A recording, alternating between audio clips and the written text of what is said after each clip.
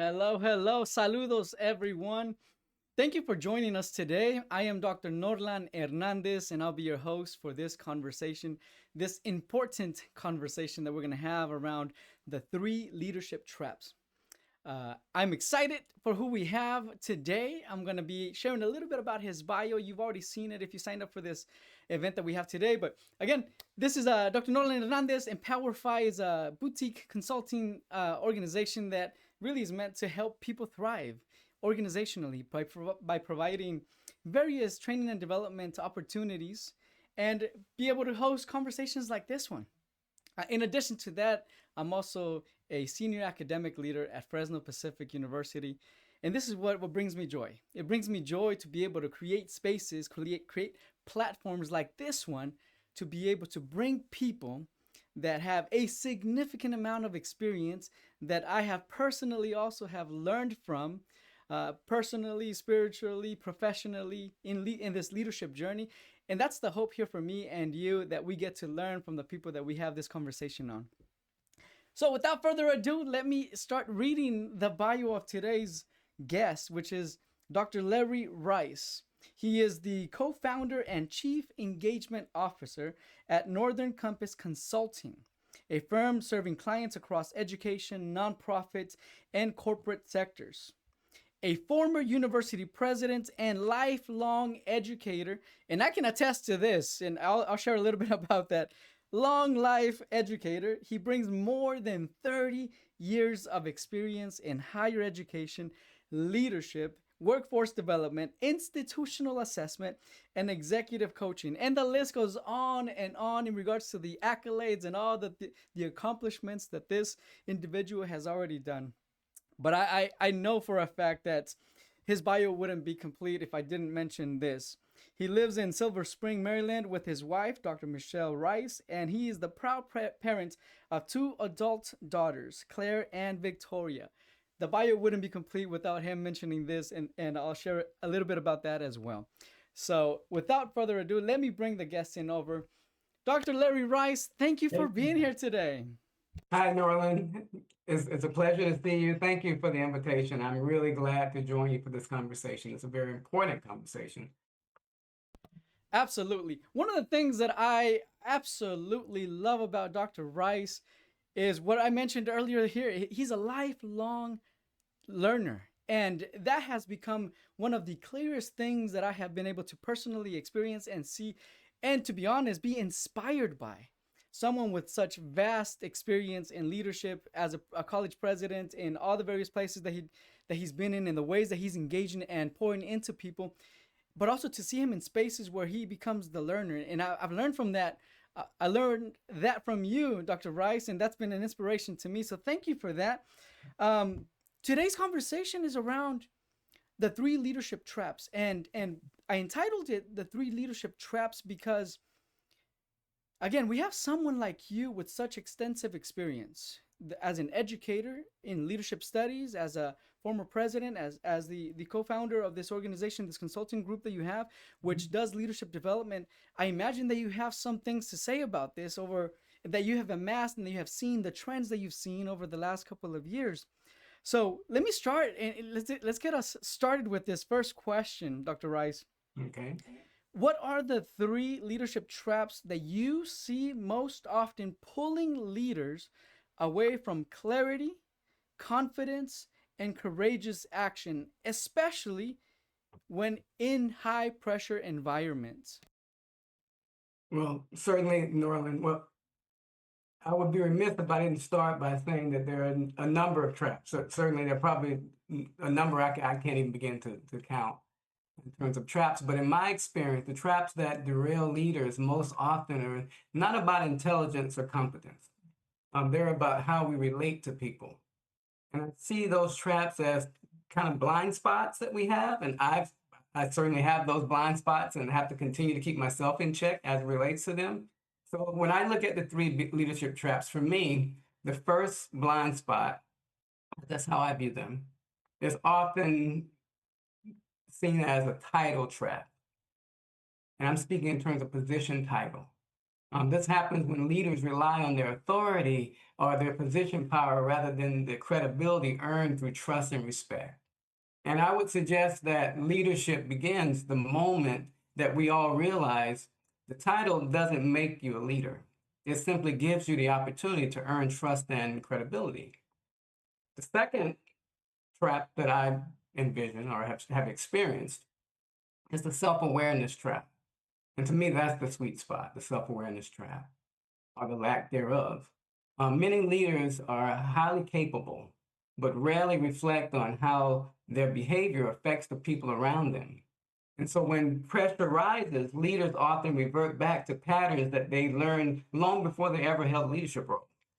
So without self awareness, they may unintentionally silence people, discourage disagreements, or create distance between them and their teams.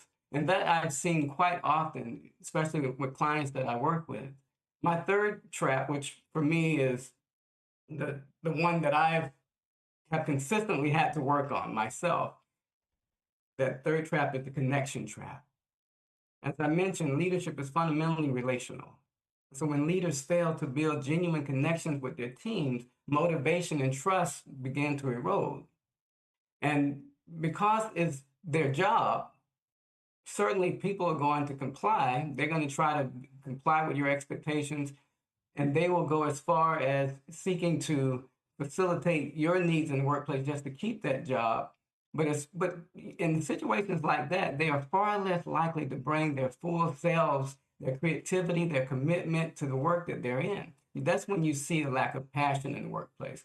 And for those of you who are research heads, certainly you may be familiar with the Deloitte Shift Index that showed back in a number of years ago, they did an extensive study and showed that very few people in the workplace actually have passion for the work that they're involved in. I think their number was actually 85% of employees throughout the nation across disciplines were lacking passion for the work that they were involved in. So leaders must make themselves accessible. And when I speak in terms of accessibility, in terms of building those connections, I'm speaking both physically and emotionally. And when we speak of the emotional connection that we should have with those who are around us, of course, that's why many leadership folks suggest that emotional intelligence is probably one of the most needed skills. I would even dare say maybe the most important skill.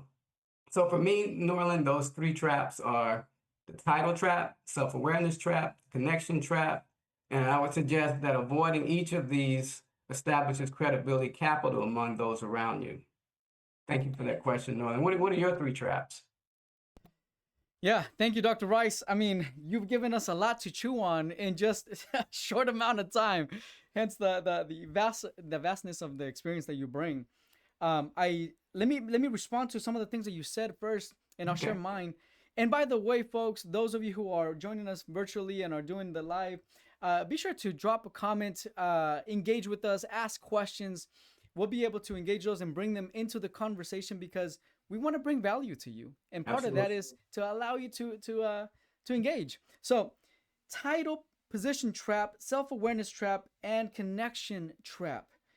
I imagine as I think about this, and as I think about the what the literature says, and I think about my own personal journey and experience this, it almost feels like some of these may be encountered early on, and others you start to become more aware of as you continue the leadership journey. And the title and position trap is one of those that I think and I see a lot of first time managers, first time supervisors, first time directors kind of falling into that trap where Absolutely. they think that the title and the position gives them the reputation or the trust, like automatically gives you the trust because you have the title, when you and I both know that that is absolutely wrong. That's obviously trust and influence is a matter of relationship and time, right? There's a correlation there. So would love to hear your thoughts about the title and position trap in the various stages of someone's career as they enter, supervisory roles, directorship roles, as they go into senior and executive level leadership also, because no one is omitted from this, right? It can be from the very beginning all the way to executive leaders. This trap still exists, and we've seen that. So maybe can you shed some light on or share some of your thoughts around the journey, the leadership journey, and how Oh, title position absolutely. trap happens throughout? Absolutely, and I think it happens. I'll probably dive into this deeper as we get into some of the other conversations later on Norland, but I do believe that much of what we experience in terms of how we review the labels that are put on us, many labels are ascribed to us. Some of them we embrace and we wear them on our foreheads. We wear them and we love wearing the name tags that has that title prominent, and you'll see them outside of offices, those titles prominent. And that happens at various stages throughout our career, and I believe it even happens beginning in childhood, honestly, on the playground. And that's something that I find to be a true phenomenon that occurs. I believe it's a social construction of our identity over our from childhood throughout your progression as you matriculate through elementary school into college, throughout your matriculation into college, into the workplace. Titles associated with whether you're a freshman and you see yourself as a freshman. It could be a pejorative way of viewing it, or it could be an exciting way of viewing it. Certainly, seniors view themselves as seniors and love to carry that label. And the same thing is perpetuated in the workplace, where when someone is in an entry level position, oftentimes there may be pride at the beginning, and they're excited about that role that they're in, but over time you'll see where the way they view themselves, and oftentimes they can fall into that trap of focusing so much on the title and not the experience of those that they're interacting with each and every day, that that title becomes their mantra, that becomes their claim to fame, that becomes their identity within the workplace. And I view that as a trap. I think that that is a trap that if we succumb to it, it can create a lot of discouragement in the workplace and often lead to a person not really valuing the work that they do. Mhm. I absolutely agree. I think even that phrase that you use, that their title becomes their mantra, is an indication, right, of the approach that they have to leadership or how they learned about Yes. leadership. Because Mhm. oftentimes we learned, I'll share you a quick story, Dr. Rice. I Please. remember being in corporate America, and it was my first time jumping into a management role. So I was in charge of a training and development office, essentially a newly established office. The organization had offices in Australia, New Zealand, the UK, Mexico, all over the US, and all the training materials for customers and for employees will go through this office. And I Mhm. remember when I got promoted to being the training the trainer for the manager for the training team, I recall asking myself the question, how am I going to lead my team? And I took a huge cue by how I was being led. Right. And I came to this. It just happened that one of my team members had to relocated to the East Coast, and from time to time needed to travel here to the West Coast in California. That's And right. in one of those times, Dr. Rice, I remember that she came in late to the office on the first day, and little did I know, right? Like there was a lot of things that were happening on the back end, but the way that I treated her was the way that I was being led. So I That's was right. hard lined. I was really prescriptive with it. With I thought we were supposed to come on time, and I really went at her in such a way that minutes later she just began to cry. Yeah. And I saw that, and I had like almost an out of body experience where I looked at myself treating this employee in a way that wasn't affirming of them and wasn't understanding, that self awareness. I was not self aware of the impact that I was having on this person. That's right. And when we came down to understanding the dynamics and all the reasons why she was late, man, she traveled that same day from the East Coast. She had young kids. There was traffic on the 405 in the freeway, getting from the airport to the headquarters. All of these different things were happening, and I was fully unaware of those things, and I was leading in a way that I was being led. So that Absolutely. title became my mantra. It was quickly dismantled when I began to be a bit more self-aware and recognize the importance of connection. So I love that you're mentioning these things, or these three different leadership traps, because they're absolutely important. Now, the follow-up that I have for you in regards to self-awareness and connection and relationship, you've been at the highest levels of leadership. You are president of a university. You are a co-founder of your organization. You lead other leaders, so you have access to unique perspectives. What does self-awareness or even connection look like at those levels? And I recall a story that you told me around how you treated others, even groundskeepers, right? Like your perspective of the institution went from the very bottom to the very top in access and relationship. And I would love our audience to hear some of that story if you want, but also just your perspective on self-awareness and connection at those highest levels of leadership.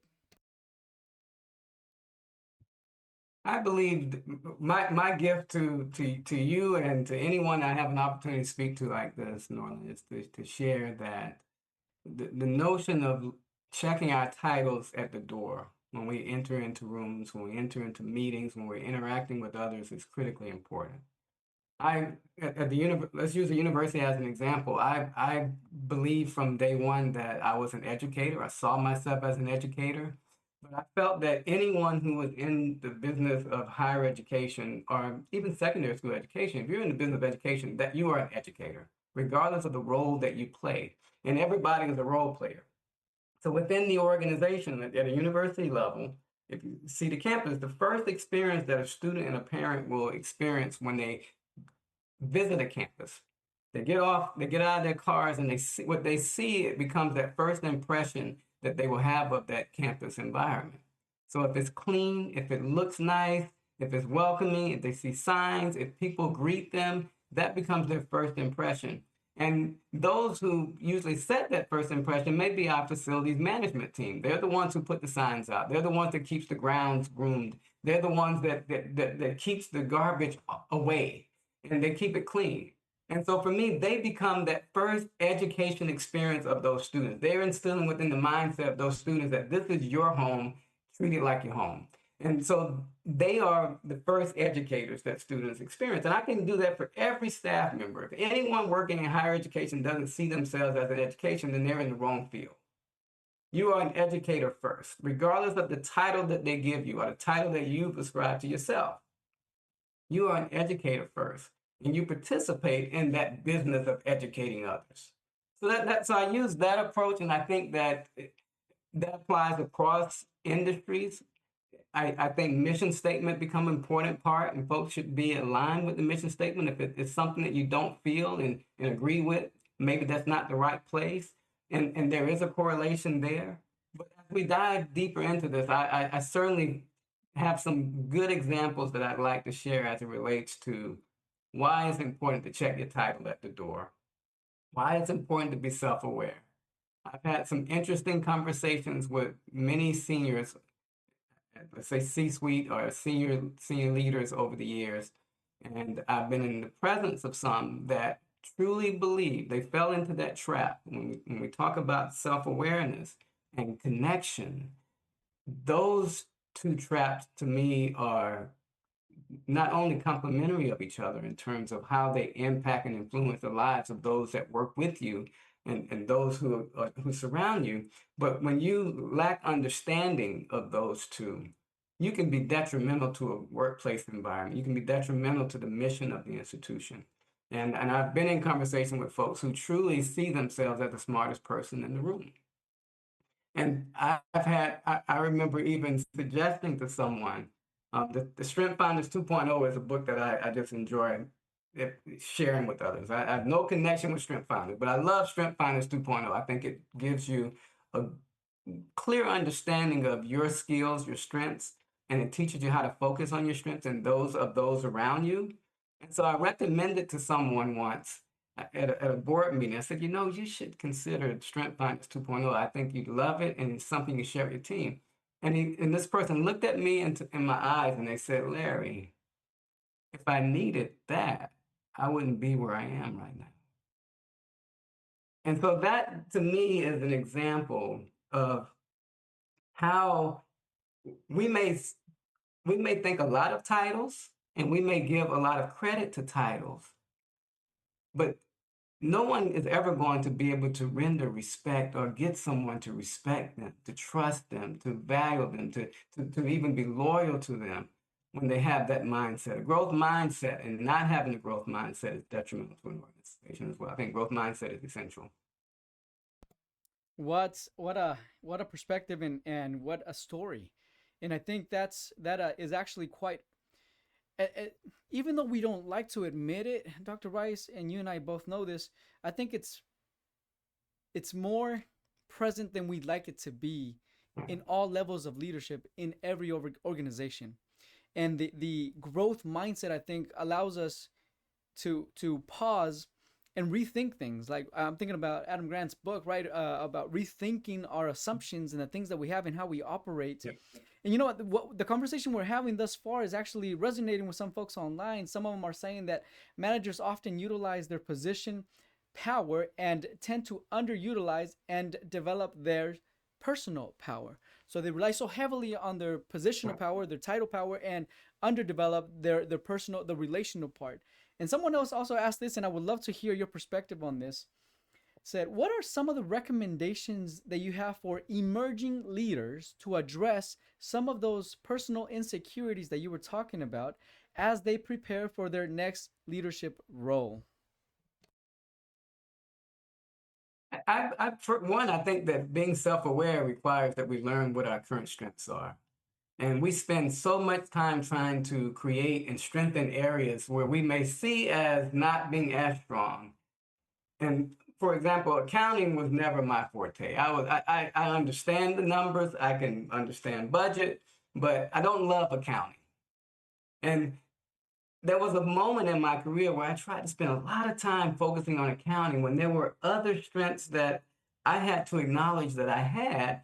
And rather than making those strengths more more of an emphasis in terms of my study and making them stronger. Because regardless of what strengths or skills you may have, there'll never be a day when you can't make them even stronger. And so once I started to learn that, I started to tap into what are my skill sets? What are the areas that I really am good at? And so I started surrounding myself with the literature that would help me to tighten those areas up, make them stronger. I started watching videos and listening to experts so-called experts and theorists that were in those subject matters. And I just immersed myself into that. I would go to conferences that would focus on that, listen to and surround myself and identify mentors that can assist me in making those strengths stronger. It's like, how do I elevate the strengths that I currently have? Because just the journey of that builds excellence. It truly does. And that's one advice it's certainly a piece of advice that I would share with anyone else. Thank you, Dr. Rice. I agree with you, the perspective that you're providing. And I so appreciate this question because the question itself is indicative of someone who has a growth mindset and is proactively looking at himself, in this case, himself, and asking the question, what do I need to know in order for me to be able to position myself for this next leadership role? And if I were to synthesize and add my own thoughts here, what you said, Dr. Rice, is assessment, Yep. right? Becoming self-aware in all areas of your competency, your leadership, your personality, strengths and weaknesses. And I think the go on this soul searching journey to fully understand yourself, because only then can you be one strong in who you are, right? Solidify That's your right. identity, and that's critical. And I'm going to talk about that in a couple of minutes. That identity component of who we are, like I am a Latino leader and That's right. scholar and That's right. practitioner. That's who I am. That's right. And I embody leadership in this way. I'm a brown man. I'm a Latino. I'm Nicaraguense. So that solo journey and that ability to go in on the self-awareness journey has landed me on strong foundation upon which I can now build on. So Yeah. assessment is one. The second thing is planning. Self-assessment. Yeah, self-assessment, plan, and be proactively planning about those things, about what you need to address and how you're going to address it. What opportunities are you going to insert yourself into? Test those newly developed skills or the things that you're developing. And lastly is accountability. And I Definitely. love your thoughts around mentorship. I often speak about mentorship and sponsorship, right? Mentorship is someone, or a mentor is someone who you can process Yeah. experiences with professionally, someone who you can go to and ask for advice, someone who you can say, hey, what would you do in this particular case? This is what I did. What do you think? And process through that and is on the journey with you. A sponsor is someone who you are intentionally asking, hey, would you be on the lookout for that next leadership role for me and That's right. recommend me like behind doors, like drop my name? You're not. Obviously, Yeah. I mean, that requires It, it, proximity, relationship, that requires trust. it But does. boy, if you have a sponsor that is willing to drop your name behind closed doors for that next leadership role, that's a sense of accountability. So I love what you're saying, Dr. Rice. Thank you for that. And And those are thank all you. powerful, Norland. Yeah, Each please. is powerful. Certainly, self-assessment is important. Sponsorship is important. It requires a person to be assertive, have confidence in themselves, knowing that it's okay to ask someone for help. Everyone needs someone. And oftentimes in that world of sponsorship, if I had waited on folks, no one would have ever sponsored me, especially when I was a young instructor. No one who would have sponsored me. You have to take that leap of faith and go out and speak to people, talk to them, ask them. It starts out by asking them if they would be your mentor. And as they get to know you through that mentoring relationship, you can be bold enough to just ask, would you be willing to sponsor me? That means when I'm not in the room, you put my name in the hat. You mention me when I'm not there because I'm ready and I'm willing, I'm able to do whatever needs to be done. That's important. And that's something that, and I'm glad you brought that up. The self-assessment is not literally just you assessing yourself. Self-assessment from a broad perspective requires you having the foresight and the self-awareness to know that to really understand yourself, you need to view yourself through a 360-degree lens. That means you need to ask other people to provide you feedback on how they view you and those skills that you feel you have. Have they seen those skill sets activated in your work and through your engagement with them? And have they seen other skills that they think you possess? If they had to identify 3 skills that they believe you have, what would those skills be? And do those skills mirror the skills that you feel you have as your core strengths? And again, this is where your area of expertise is, Dr. Rice, and I'm so glad that you're bringing this up in the assessment area. I imagine that that assessment part, that self-assessment, and obviously holistic assessment, that 360, for example, perspective, um, is difficult to do, especially as you move up the ranks. And I say this in part because of my own personal experience and recognizing and again being self-aware that Yeah. sometimes hearing constructive feedback at at different kinds of levels of leadership is difficult to hear because you obviously want to do your best and you're trying to do your best, but often many times we fail. There are gaps because we're not perfect. Sure. But that seems to sting a little bit more the higher you go up in leadership. So for anybody that's Yeah. joining us, yeah, so for anybody that's joining us that is an executive leader, is the C-suite Yeah. leader, is someone who is at that level and is asking themselves whether or not they should do or how they should go about a 360 review, what advice would you offer them? I would, one I like the way you're framing it. There are different levels, and let's use the word higher for what it's worth. The higher you move in terms of your role within an organization, the more complicated those assessments can be in order to administer because people are not as willing to give frank and honest feedback to someone who they report to.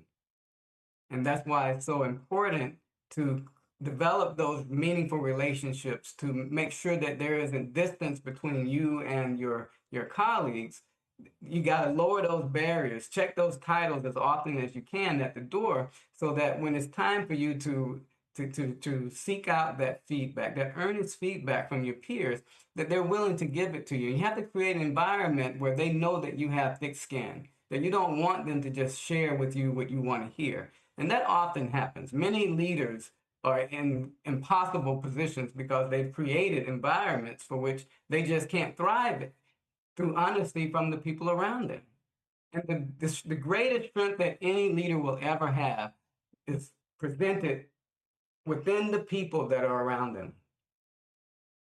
In my situation, Norland, I understood that the campus was beautiful, beautiful campus. But the beating heart of that campus would get into their cars every day and they would go home. Those people represented the beating heart of the institution. It wasn't about Larry. It wasn't about the name of the organization. It wasn't about the brick and mortar. It was always about the people. And when leaders start to understand that and they create environments where people truly feel valued and trusted, then they'll speak openly and provide that feedback. So at the entry level, it's easy to just go to HR and say, I'd like to have a 360 degree. Would you be okay with me can you find an instrument I can use, or can I use the Survey Monkey instrument? There are a lot of 360 degree instruments available in the open space, so you don't have to buy one. You just get an open one though, open source, print it out, get HR approval to use it, and you circulate that 360 degree instrument to anyone who is within your proximity. So if your role that you play within that organization affects anyone in any way, whether it's front facing folks or people who are in the back of the house or people who are in leadership positions, you want to make sure that each person that you interface with has an opportunity to provide feedback and on that instrument.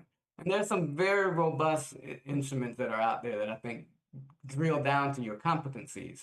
And you want a competency-based 360. And the competency-based 360 usually provides feedback that is more meaningful and is more real to the work that you do. Thank you, Dr. Rice. Absolutely.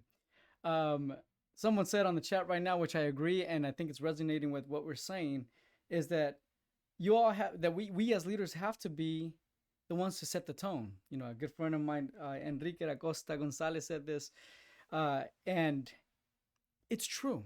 If we set you talked about creating an environment of trust, an environment with psychological safety, right? Yeah, and if you model, you as a leader, yes, model, hey, I'm willing to put myself in a vulnerable position to know how I can improve myself by acknowledging and identifying the gaps that I have as it pertains to the work and, most importantly, to the people. I love that you keep coming back to this concept. I think it's core to who you are. It's core to who I am as a leader.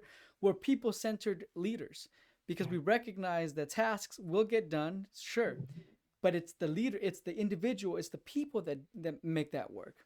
Agreed. As we talk about this and as we think about this, I'm reminded of a question that I posed for you. We're talking about 360 assessments. We're talking about positioning ourselves in a way that helps us grow, right? It helps us shift and pivot. Mm-hmm.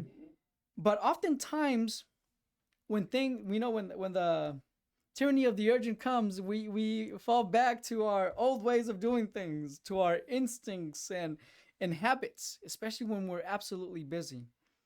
What practices have you seen consistently help leaders that lead with intention and avoid defaulting to those autopilot habits and practices that may not be conducive to them leading well, but also for them to be able to identify when they need to pivot and shift? Mm.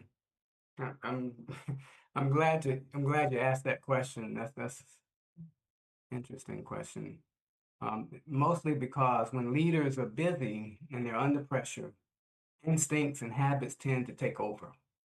And they want to put things on autopilot. That many deliberately seek to put things on autopilot, not understanding that even the notion of putting things on autopilot, what are you really putting on autopilot? You're seeking to put how you engage with others on autopilot.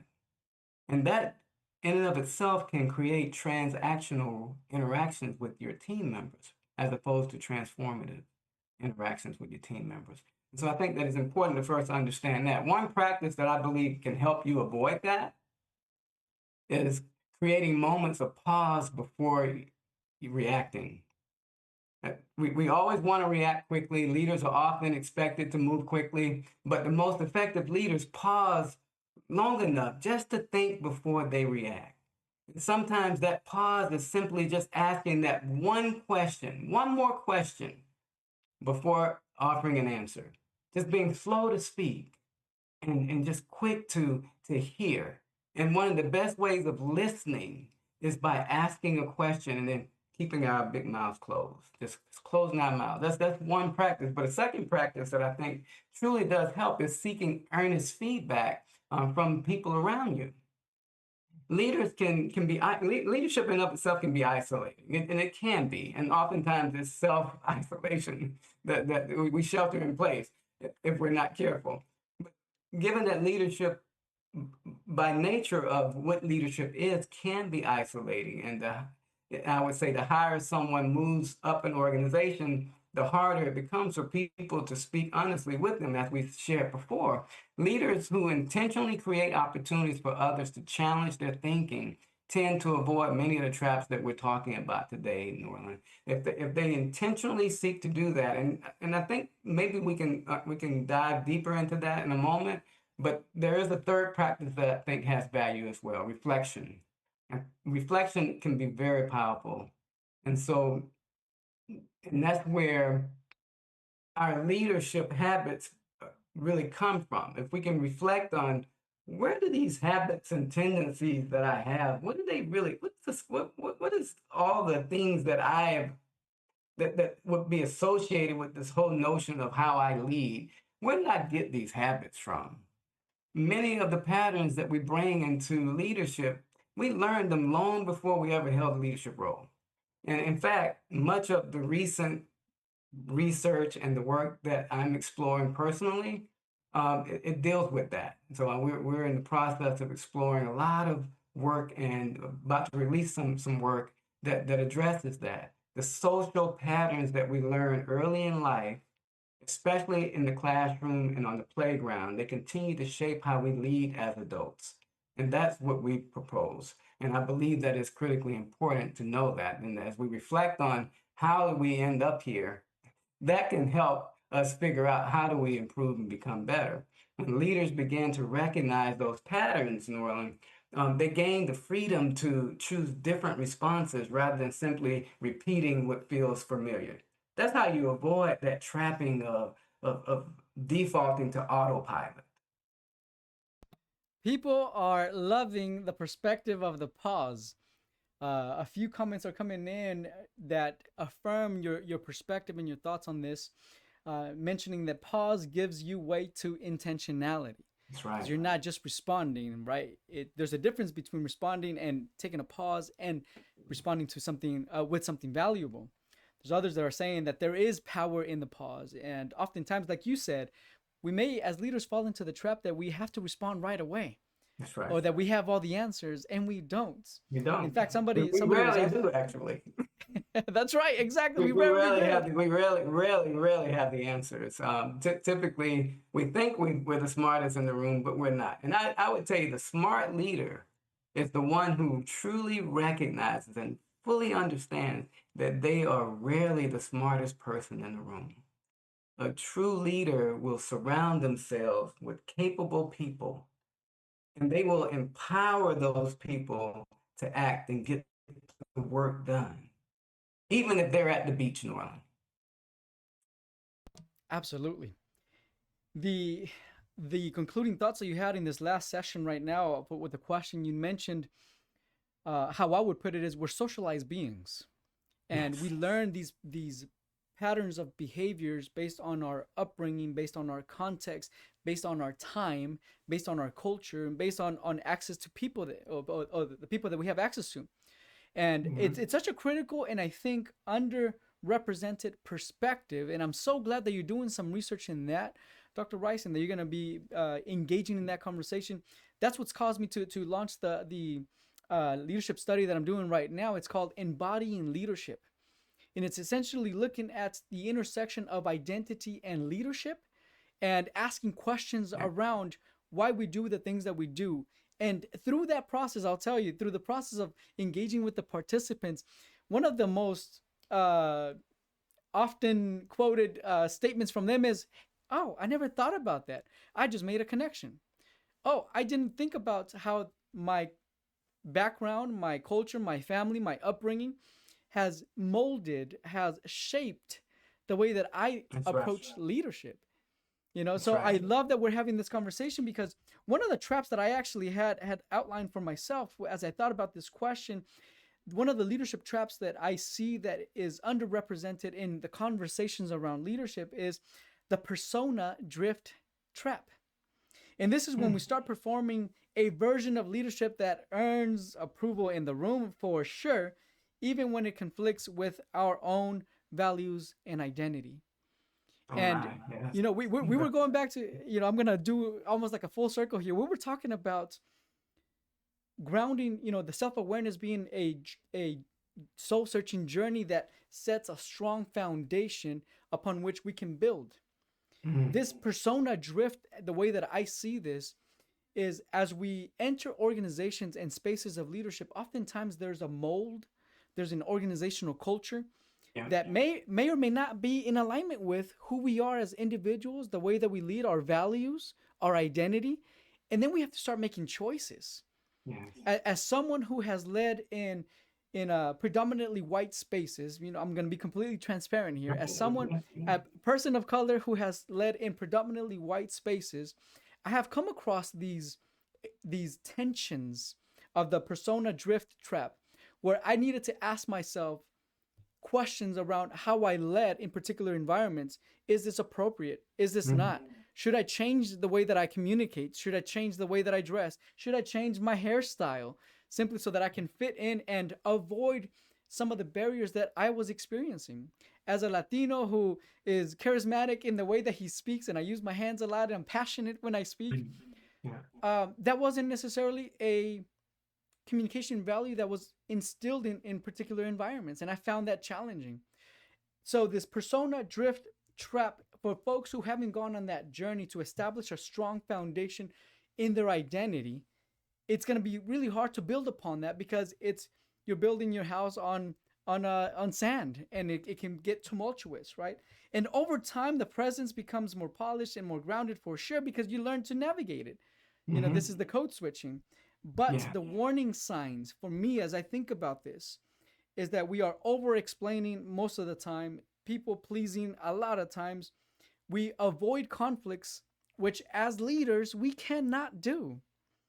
You know, there's a growing gap between what you believe and what you consistently do, which for me is it's a really critical thing to look at.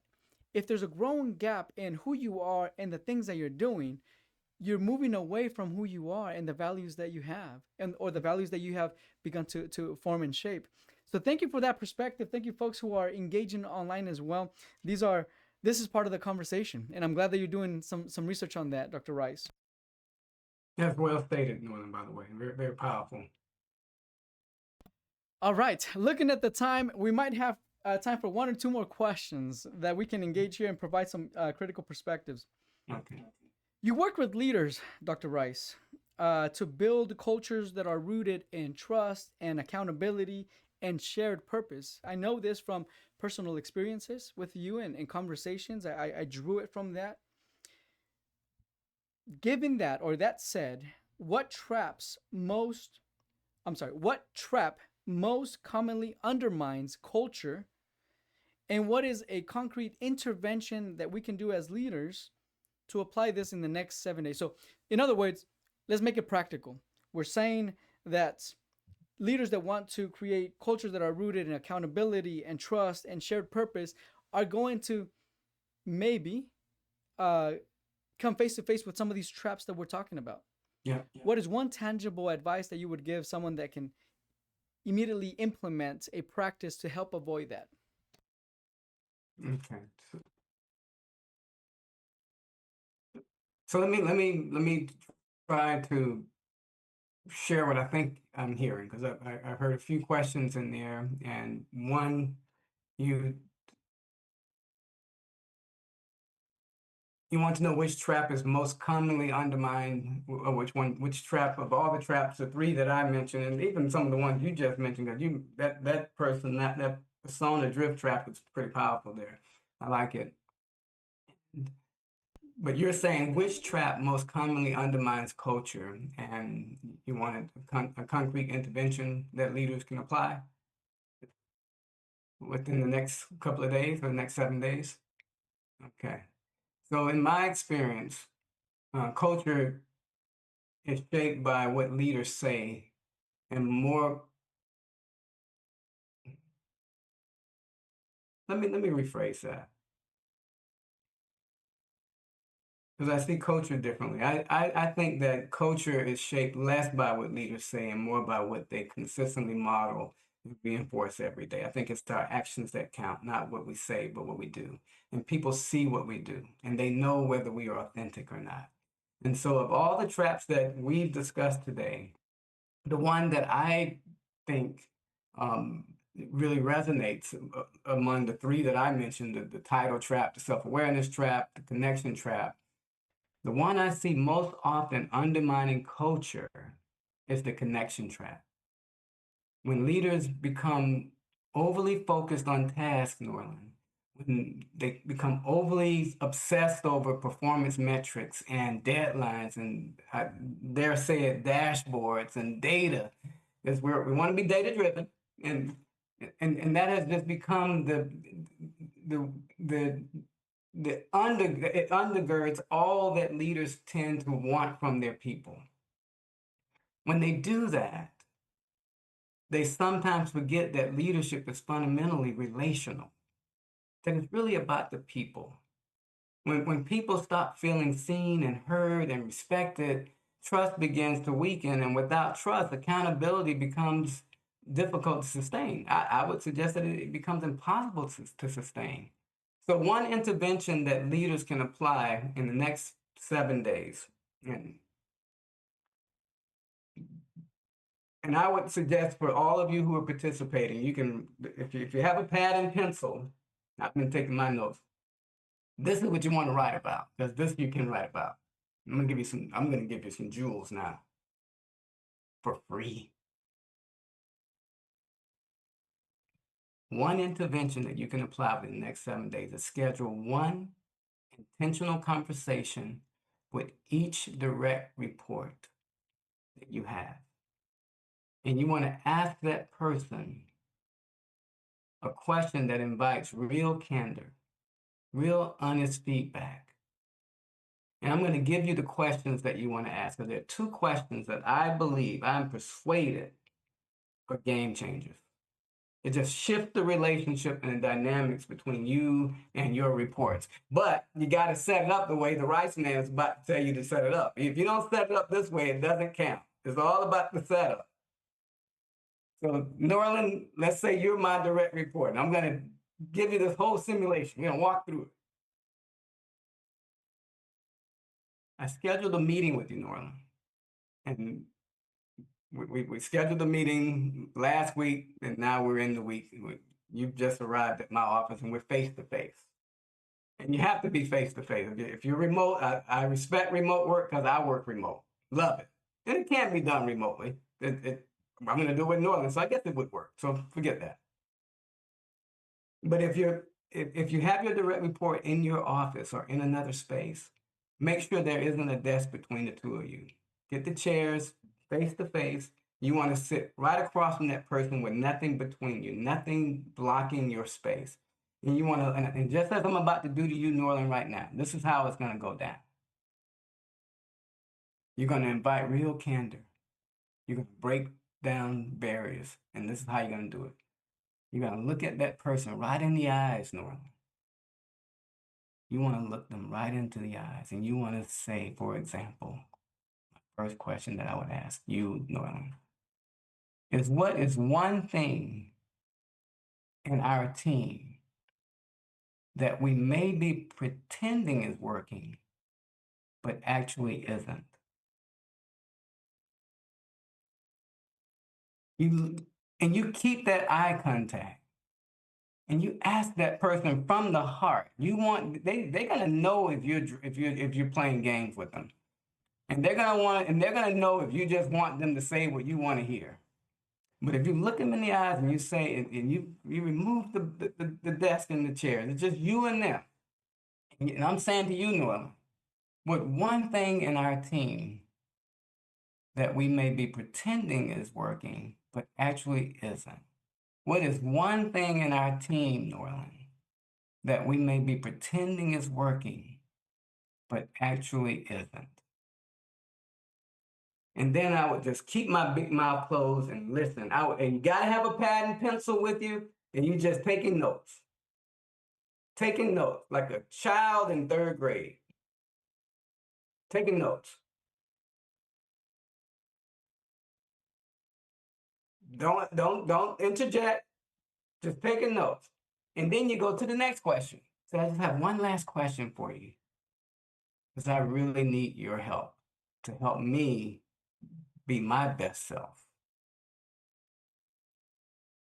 Look them in the eyes again, and you say, where might my leadership be making your work harder than it needs to be? Where might my leadership be making your work harder than it needs to be?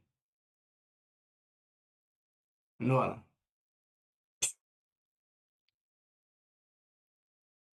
Game changers. When leaders create opportunities for honest answers to questions like that, they begin to break status quo and build the kind of trust and healthy cultures, the kind of trust that healthy cultures really require and demand. That tears down walls. But it has to come from the heart, and you have to have thick skin. There can be no retaliation. Don't even respond. Don't have a grimace. Don't have a fake smile. Just be there and be present in that moment. Don't pretend. And then when you're done, say, Norlan, I truly thank you. That's all I wanted from you. Have a wonderful day. And then you let them go. And you sit down and you listen and you repeat what they said and you learn from it and you act on that. That to me is one thing leaders can begin to exercise right now that will start to build stronger connections with their colleagues, especially those who report to them. But it can go even beyond those who report to them. Thank you for that Wow. question, Norman. Amazing. I think I agree that these were gems, and I was writing everything you were saying, Dr. Rice. And I think that practicality of us as leaders, and I know this from research, I know this from personal experience, I know this from the interviews that I'm doing. When leaders create that kind of environment and that space where you are not only questioning the work but also yourself, it gives the opportunity, right? You're giving someone permission That's to right. say, not only can I critique what you are doing that may or may not be helpful, because we all know what those things are, but if you're modeling that, then I should be questioning myself as well. And that kind of environment, I think it's really a beautiful thing to create, but it requires both time and Yes, intentionality. And absolutely. I hear what you're saying, and I love what you're saying, Dr. Rice. Man, I'm looking at the time. There's some good questions that were You're hitting coming by in. fast. Yes, there's some really good questions that are coming in. Um, I'm gonna make a decision to go with this one last question, which is to land the plane for us, and I think we're gonna try to bring it all together. Man, we've been talking about the three leadership traps. You mentioned the three, your three, which were title position trap, the self-awareness trap, the connection trap. I Yeah. mentioned one which was the persona drift trap. There's others that I have in mind that we can engage in another conversation, another event that we have, which are the context captivity trap and the fragmented presence trap. And I'll share some things online on LinkedIn around these things. But looking at the time, looking at the comments and the feedback that folks are getting, that are putting on the chat, and the questions around identity and around even what it means to be a leader of color who is navigating the politics of organizational structure, and that being the impetus, obviously, for that code switching while trying to remain authentic, Mhm. and the leadership trap. So let's keep all of that together, Dr. Rice, Okay. putting it all together: the traps, the comments, the questions, the intimate perspectives, the vulnerability behind what it means to lead as a person of color. What is one thing that you would like the audience to leave with? And maybe even what is one question that you feel would be an important question that they should be asking themselves so that they can answer honestly and go on this personal journey, right? The leadership development journey, the identity development journey. What would that one comment, perspective, or question be?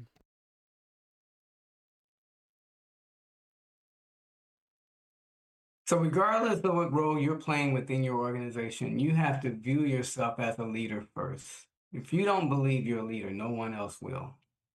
And you behave like a leader each and every day in how you interact with people.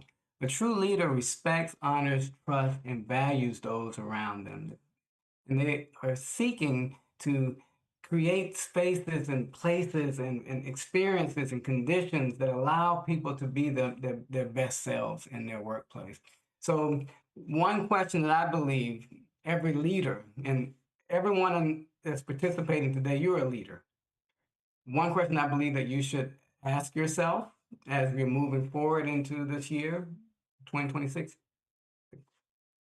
the question would be, am I leading for the good of the organization, or am I protecting my position within it? That question can be uncomfortable, but it's important. It's so important. Leaders often face pressures to protect their reputation. They want to defend every decision that they make. They want to maintain control. And so when that happens, it becomes easy to drift away from the broader purpose of the organization. That is what's called mission creep. And you want to avoid that. Answering that question honestly, it requires a willingness to listen carefully to the people around you. That's why it's so important to break those barriers and understand that the genius exists within those people. So if people around you, if they, those, especially those who are closest to the work, who are actually doing the work, if they feel heard and respected and trusted, that's often a sign that the leader is serving the mission rather than the position. If people feel respected within an organization, if they feel like they're being heard and they trust and you see the loyalty and they have passion and you see examples of the passion, then that means that the leader really is serving the mission rather than the position. So at the end of the day, leadership is not about holding authority. It's about creating conditions where people can do their best work and be their best selves. And, we talked about those traps, Norlan. I would be remiss if I didn't just think about it this way. Are you familiar with the bear trap? You know, those bear traps that they put, it's like a little trap, something steps in it, it closes up on them. And so, and it has happened to people. It's happened to hunters. It's happened to people who've been in the woods. Folks have forgotten about the bear traps. And so we singled out one of the three traps, and that was the connection one. But I would be remiss if I didn't emphasize that every trap mentioned, even the ones Norlan mentioned, they're all damaging and can be extremely detrimental to the workplace. So each of them is like a bear trap. Once you step in it, it's hard to get out without what? Say it loud. Yeah, Say it. without help, without You help. can't get out without help. And that's the way you have to see these traps. You can't get out of those traps by yourself. Everybody needs someone. I am just beginning. I still need folks. I need coaches. And I think a lot of leaders, fortunately or unfortunately, however you view it, they need coaches. They need to be developing. They need to be on a lifelong journey of growth. And each of you need to make sure that you're on a lifelong journey of growth. And that's where the growth mindset sets in. And I welcome each of you to consider making sure that that's a part of your everyday work effort. Always learning something new every day and growing. Thank you, Norla. You heard it here. What an amazing perspective. And that metaphor of the trap and the help, you need others, highlighting the relational elements of what leadership is. A question that I would ask folks to leave with is, have you visited my website?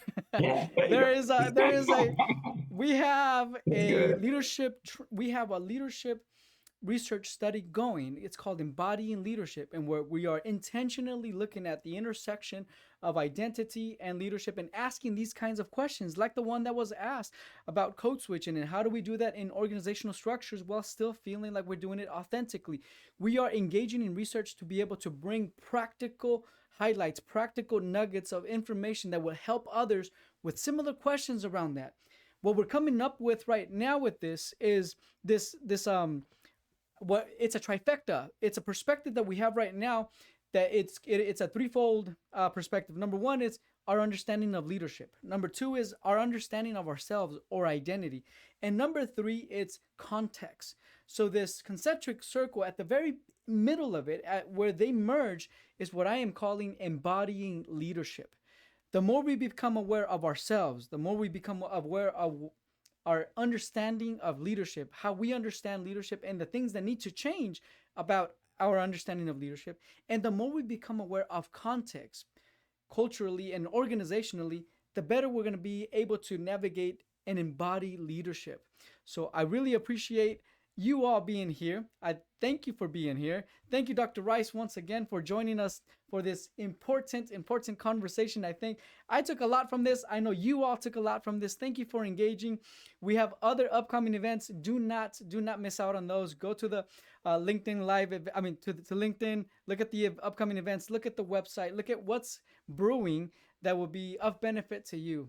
Dr. Larry, thank you one more time, and thank you all. My pleasure. Thank you, Norman.